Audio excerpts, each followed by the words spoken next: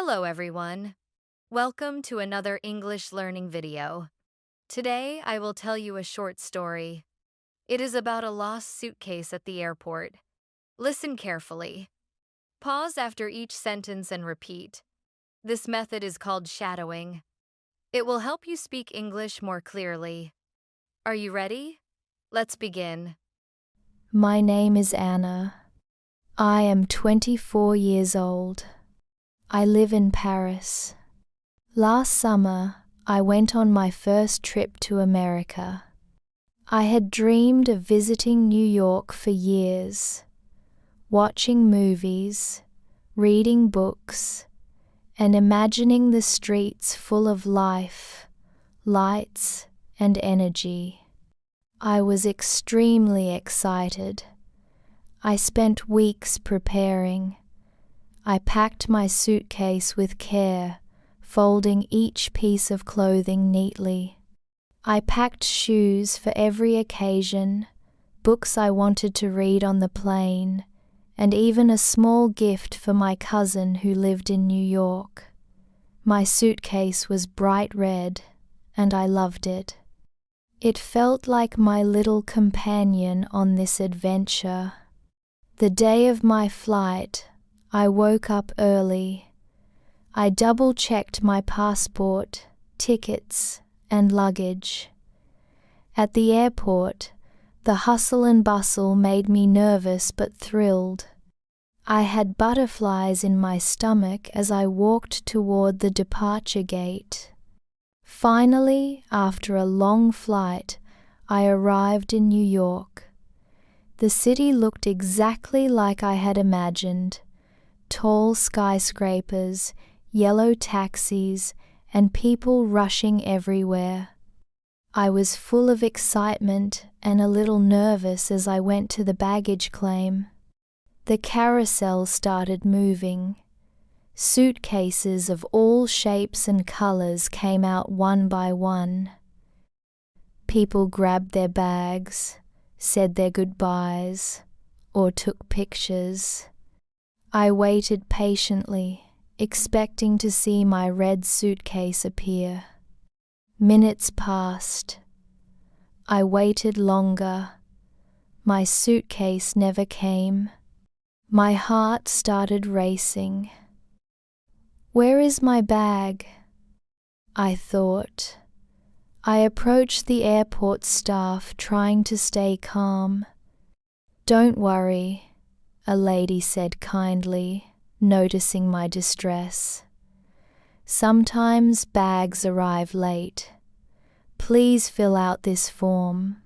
I wrote my name, phone number, and described my suitcase in detail. Then I left the airport, dragging my carry-on bag behind me. I felt sad and frustrated. I tried to imagine how I would manage without my things for the next few days. I couldn't help but feel a bit lost in this big, unfamiliar city. That night, I stayed in my hotel, unpacking what little I had in my carry-on. I tried to distract myself by looking out at the city lights from my window. I walked around the neighborhood, hoping a walk might cheer me up. I grabbed a slice of pizza, tried to enjoy the street performers, but my thoughts kept returning to my lost suitcase. The next morning, my phone rang. "Hello, is this Anna?" a man asked. "Yes," I replied, surprised. "I think I have your suitcase," he said. I felt a wave of shock and relief all at once. "How did you find it?" I asked, curiosity and hope in my voice. "It was delivered to me by mistake," he explained. "We both have red suitcases, but when I opened it, I saw your name tag inside. We agreed to meet at a nearby cafe.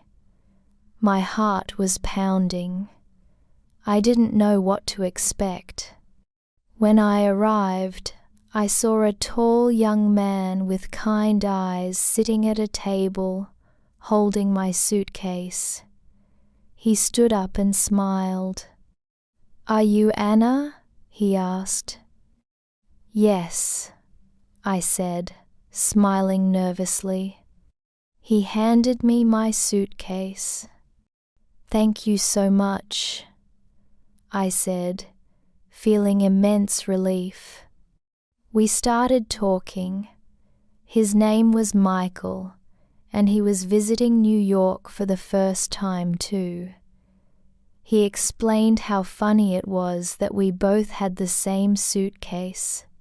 We laughed together, sharing our travel stories and small mishaps.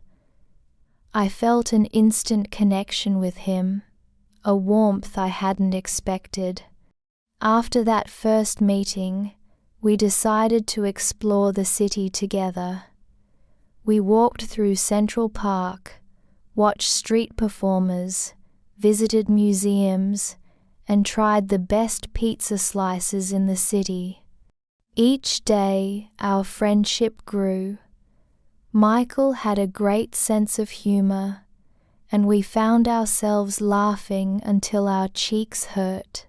One evening, as the city lights reflected on the streets, Michael turned to me and said, "Anna, losing your suitcase was the best mistake of my life, because it helped me meet you."